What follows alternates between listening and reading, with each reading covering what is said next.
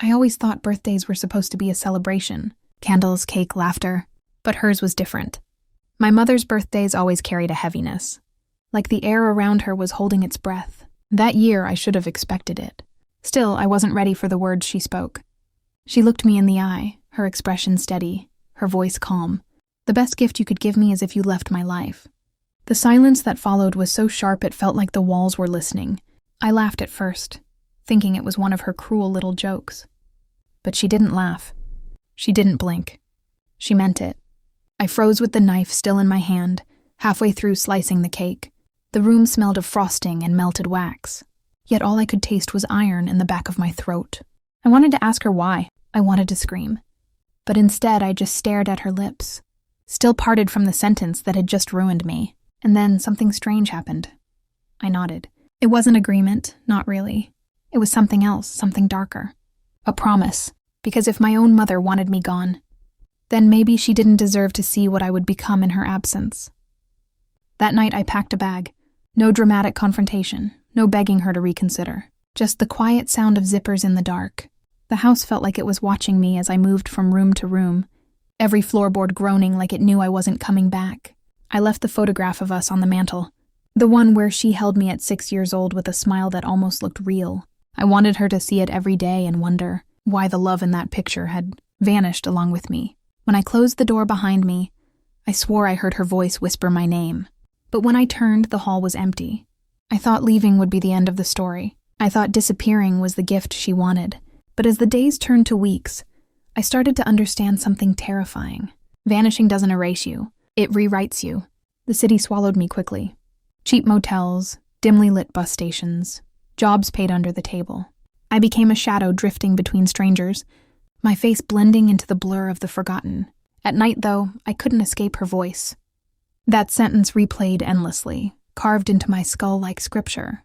The best gift would be if you left my life. But why? Had I failed her in some way?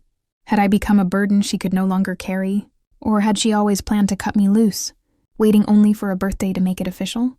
The questions grew heavier than the bag I carried on my back. And then came the dreams.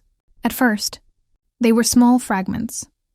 The flicker of her hands blowing out candles, the glint of her eyes watching me across the table. But soon they became more sinister. In one dream, she stood at the foot of my bed, whispering words I couldn't understand, her hands dripping with wax.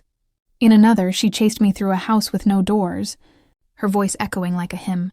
I'd wake up drenched in sweat, convinced she was near. Sometimes I swore I saw her shadow flicker in the corner of the room. Sometimes I thought I heard her knocking. But here's the truth. No one tells you about vanishing. It isn't freedom. It's a tether pulled tighter the farther you run. Because one morning, at a diner 3 towns over, I found something on my table that froze my blood. It was a birthday napkin, the same kind she had used at her party. Folded perfectly, placed on my plate before I arrived, and scrawled across it in her handwriting was one word: soon. I stared at the napkin until the edges blurred, my hands trembling so badly the coffee sloshed out of the cup and onto the counter. I hadn't told anyone where I was. I hadn't left a trail, and yet somehow she had found me. At least, I thought it was her. The handwriting was perfect, identical to hers. Sharp, elegant, the kind of script teachers use to hold up as an example. But she wasn't supposed to know where I was. Unless she had been following me. Unless she had never stopped. I folded the napkin and slipped it into my pocket, my heart hammering in my chest. For the rest of the day, I couldn't shake the feeling that eyes were on me. Every car that slowed down, every stranger who lingered a second too long, every reflection in a shop window, it all felt like her shadow was stretching across the city. That night I moved motels again. I paid in cash, used a fake name, and kept my bag within reach as I slept. But still, the dreams came back. Only this time they weren't just dreams. I woke up around 3 a.m. to the sound of humming, low, soft, familiar, a melody from my childhood. My mother used to hum it when she cooked. My throat went dry and every muscle in my body locked. I sat up slowly, barely daring to breathe, and that's when I saw it. On the desk by the window sat another napkin, folded, waiting. I hadn't checked in with a bag of napkins. I hadn't bought any, and yet it was there, as if placed with deliberate care. My hand shook as I opened it. The same handwriting, the same neat strokes, but this time the message was longer. You'll never really leave me. I dropped it instantly, my pulse pounding in my ears. The motel room suddenly felt smaller, the air too thick, the shadows too long. I grabbed my bag and bolted into the night without even checking out. The clerk called after me, but I didn't stop. I couldn't. I walked for hours, through alleys and empty streets, until my legs gave out. When the sun finally rose, I found myself sitting on the steps of a church. The doors were locked, but the sight of the cross above me gave me a strange, hollow comfort. Maybe I was going insane. Maybe leaving her hadn't freed me. It had broken me. Maybe these napkins weren't real at all. Just the echo of her voice clawing at my mind. But then, a shadow passed in front of me. I looked up and saw her. She was across the street, standing perfectly still, watching me. Her hair was pulled back the way she always wore it, her coat buttoned up to the collar, her hands folded neatly in front of her. She didn't move. She didn't blink. She just stared. I blinked, rubbed my eyes, and when I looked again, she was gone. I stumbled to my feet, panic clawing at my chest. If she could find me anywhere, if she could follow me without leaving a trace, then maybe I hadn't vanished at all. Maybe she had let me leave because she knew something I didn't, something darker. That night, I found another napkin waiting on the nightstand of the cheap motel I fled to. The words this time made my stomach twist into knots. You took something that was never yours. I didn't understand. I didn't take anything when I left. I only packed clothes, a few books, and a photograph of us. And then it hit me. She didn't want me gone because she hated me. She wanted me gone because I knew something she had buried so deep she thought it would never surface. But somehow, without even realizing it, I had carried the secret with me. I couldn't stop staring at the last napkin. The words blurred as my eyes burned, but the message was carved into me like a wound. You took something that was never yours. What had I taken? I replayed that night over and over in my head. The birthday, the sentence, the packing, the leaving, clothes, shoes, a few books, my wallet, my bag, and that photograph, the photograph. It was old, creased at the corners, but it was the only picture I ever kept with me. My mother's arm around my shoulder, her smile bright but forced, me holding a toy car in my small hands. It seemed innocent then, just a snapshot of a childhood that was already fading. But what if it wasn't? The more I stared at that picture in my wallet, the more I noticed details I had ignored for years. The shadow of someone else's hand in the corner, a blurred figure in the background, and behind my forced smile, a look in my eyes I couldn't explain. Fear, confusion, maybe both. Had I stolen proof? Proof of something she had hidden? The questions twisted in my chest until I couldn't breathe. I had to know, so I did the one thing I swore I never would. I went back. Not to the house, not yet, but to the town I had abandoned. Every street felt haunted by my younger self. The corner store where I used to buy soda, the park where I once scraped my knees, the library where she made me sit in silence for hours, while she spoke in hushed tones to people I never recognized. Everywhere I went, it felt like someone was just a step behind me, a flicker in the reflection of a shop window, a shadow stretching longer than it should. I could almost hear her humming when the wind shifted. That night I checked into another motel. I thought maybe, just maybe, I could rest long enough to think straight. But when I opened the dresser drawer, folded neatly inside, was another napkin. This one had no words, just a date. The date was tomorrow. My throat closed. Tomorrow? For what? For her to find me? For me to find her? For something else entirely? I didn't sleep that night.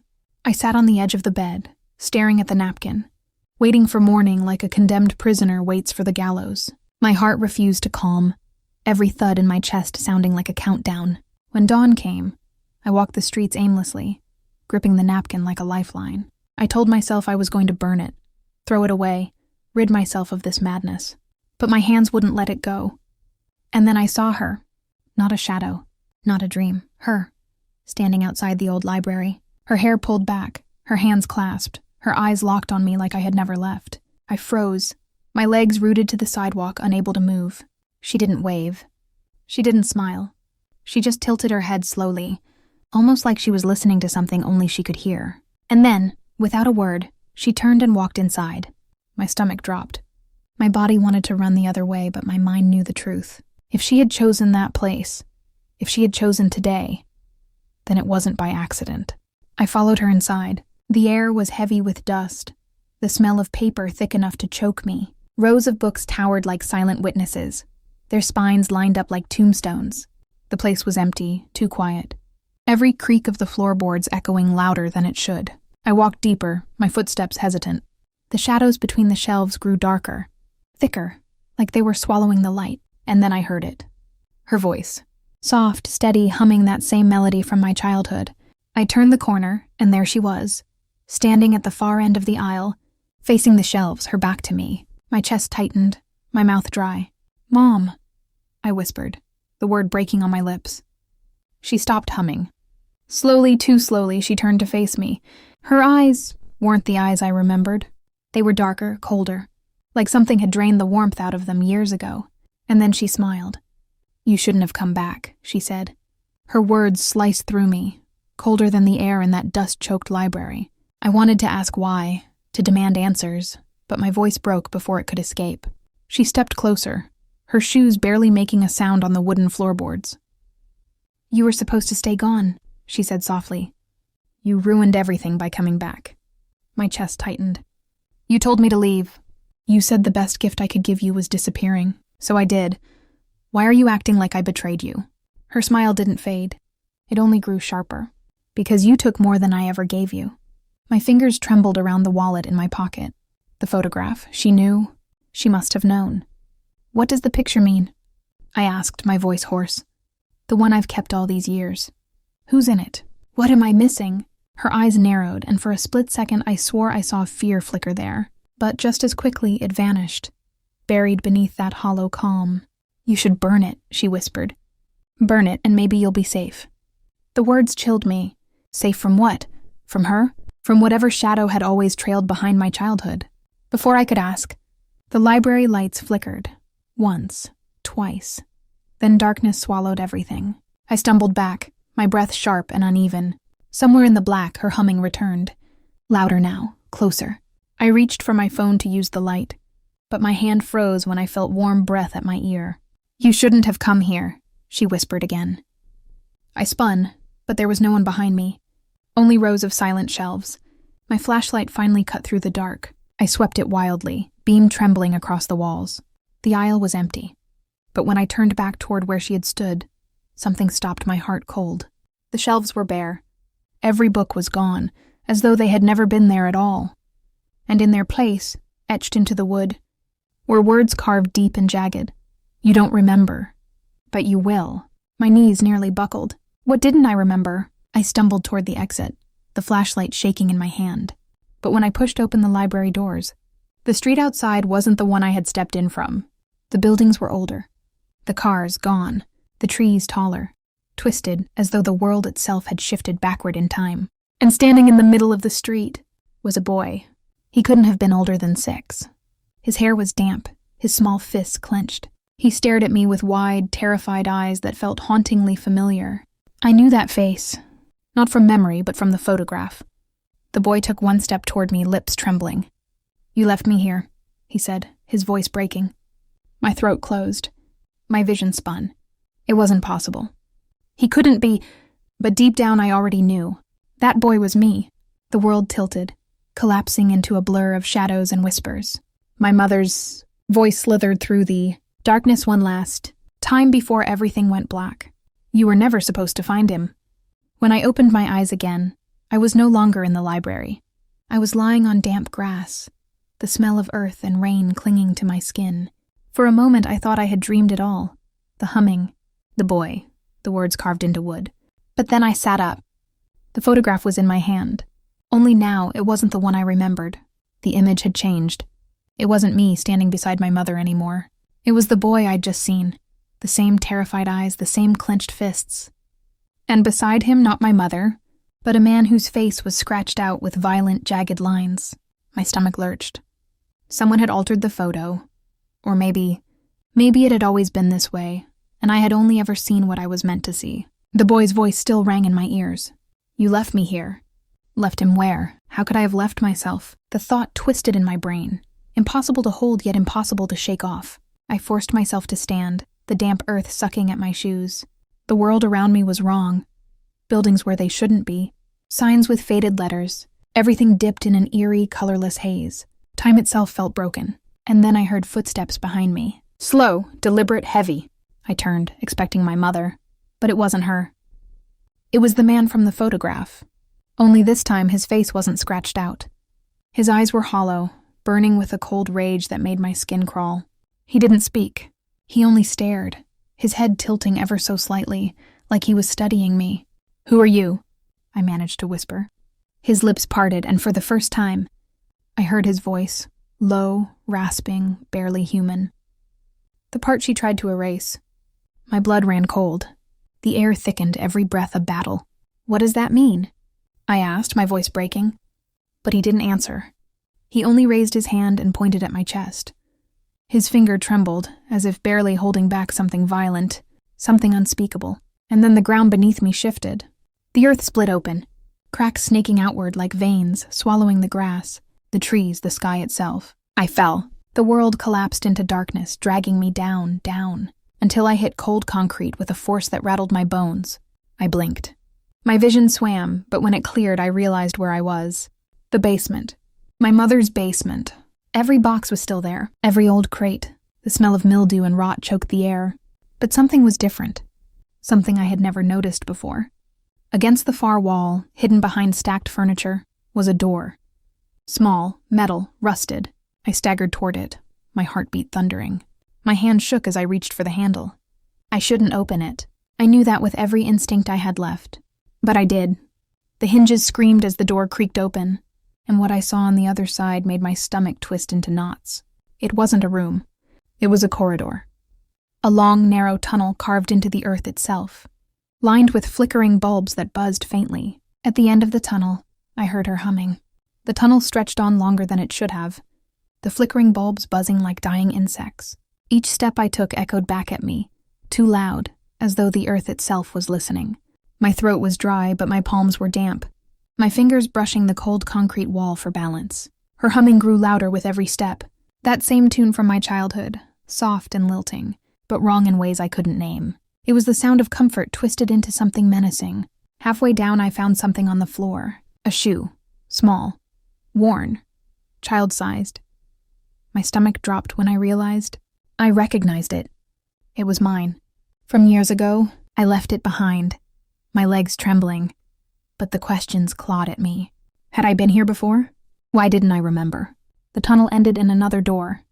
Wooden this time, swollen with damp, the handle corroded. My hand hovered over it. I thought about turning back, but there was nowhere else to go. I pushed it open. The smell hit me first. Damp wood, mold, and something sharper, coppery, metallic.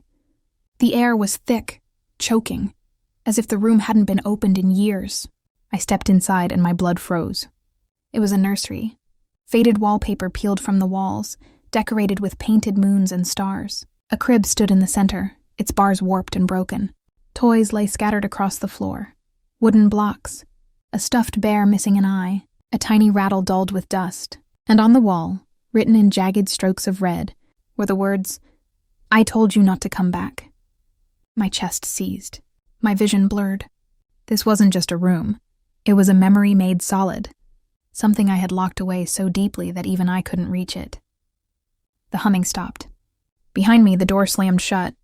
I spun, but it wasn't my mother standing there this time. It was the boy again. The younger me. His eyes shimmered with tears. His face pale. His fists clenched just like in the photograph. "You left me here," he said again, voice trembling. "You promised you wouldn't, but you did." I don't remember," I whispered, backing away until my spine hit the crib. "I don't remember leaving you." He shook his head violently. "You remember enough. You know what she made you do." The words cut through me like a blade. My breath caught in my throat. What she made me do. Before I could ask, the light bulbs overhead popped one by one, plunging the nursery into darkness. Only the faint glow of red letters on the wall lit the room now. The boy was gone. In his place, standing in the crib itself, was my mother. Her body bent at unnatural angles, her face pale as bone, her smile carved too wide. Her eyes locked onto mine as she leaned forward, her voice slicing the silence. "You buried the truth with him." My heart stopped. With who? The air grew colder, the smell of earth stronger, like a grave had been opened somewhere close by. The crib rattled, The floor trembled, and from beneath the boards, I heard something scratching, something trying to claw its way out. And then the humming began again. This time it wasn't hers. It was mine. The humming beneath the floorboards was unmistakable. It was my voice. Softer, younger, but undeniably mine. My knees buckled, and I grabbed the edge of the crib to keep from collapsing. The scratching grew louder, more frantic, until the wood beneath my feet splintered. Dust rose into the air, choking me, while the boards shifted as though something was pressing upward from below. No, I whispered, backing against the wall. This isn't real. This can't be real. But my mother only tilted her head, her smile stretching until it nearly split her face. Real? She echoed. It's the only thing that ever was. You've just been too weak to face it. The boards cracked, and a small hand burst through, pale, filthy, nails broken and bleeding. It clawed at the air desperately, reaching for me. My stomach twisted as I recognized it. It was my hand, smaller, younger. I wanted to scream, but no sound came out. The floor gave way with a violent crack, and I stumbled back as the child dragged himself up from the dark crawl space beneath. His face was mine. My own eyes, my own mouth, twisted with terror and rage. You locked me down there, he hissed. His voice was thin, broken, but filled with venom. You promised you wouldn't, but you did. You left me to rot. Tears stung my eyes. I don't remember. I swear I don't remember. You don't want to remember, my mother said coldly, stepping closer. Her shadow stretched long and sharp across the wall. But you will. The boy pointed at me, his small hand trembling. You chose her over me, and now you'll take my place. My chest heaved, my lungs burning. What are you talking about? Who are you, really? He smiled then, and it was worse than any scream. I'm what she buried. The part of you she couldn't let live. The nursery walls pulsed as though alive. The wallpaper peeling back to reveal wood soaked with something dark and wet. The toys scattered across the floor twitched and rattled on their own, their hollow eyes staring. I stumbled toward the door, but it wouldn't budge. My hand slipped on the handle, my breath coming in ragged gasps. Behind me, the boy's footsteps grew louder. You can't run from yourself, he whispered. I spun, pressing my back to the locked door. My mother and the boy stood side by side now, their smiles identical. My vision swam as the world tilted, the floor slanting beneath me. You were the gift, she said. Her voice was gentle now, almost loving, but it made my skin crawl. The only gift that mattered. And you gave yourself away when you left. The boy stepped closer, his eyes wide, unblinking. Time to finish what you started. The lights flickered once, then went out completely. In the darkness, their voices blended together, chanting softly, steadily, as though rehearsed for years. You don't remember. But you will. You don't remember. But you will. My knees buckled, my head splitting with pain. Flashes of memory ripped through me. Shovels. Dirt. Crying in the dark. Her voice telling me to hush. And always, always that humming. I wanted to fight it. I wanted to wake up. But the darkness pulled me under like a tide. And for the first time I began to see what I had buried. The darkness swallowed me whole, and in it, the memories came rushing back, shards of glass cutting through my mind. I was small again. My hands blistered from gripping a shovel too tight. The night was damp, the soil heavy. My mother's voice echoed behind me. Keep digging. Don't look. Don't think. Just dig. I dug until my arms trembled, until the earth swallowed the last of my strength. And then I saw it. A small body, still, fragile, wrapped in a blanket that smelled of milk and lavender. A baby. My breath caught. My vision blurred. My hands, the hands of a child, had pushed soil over that blanket, burying it deep in the earth. My mother's hand pressed against my shoulder, guiding me, forcing me. Good, she had whispered. No one must ever know. I screamed in the memory, but the sound was swallowed by dirt, by time, by silence. When I jolted back into the present, I was on my knees in the nursery, my fingernails clawing the floorboards raw. The boy stood over me, his eyes wild with fury. You killed him, he spat. You buried him, and you left me behind with her. No, I gasped, shaking my head violently. I didn't know what I was doing. I was just a child. She made me.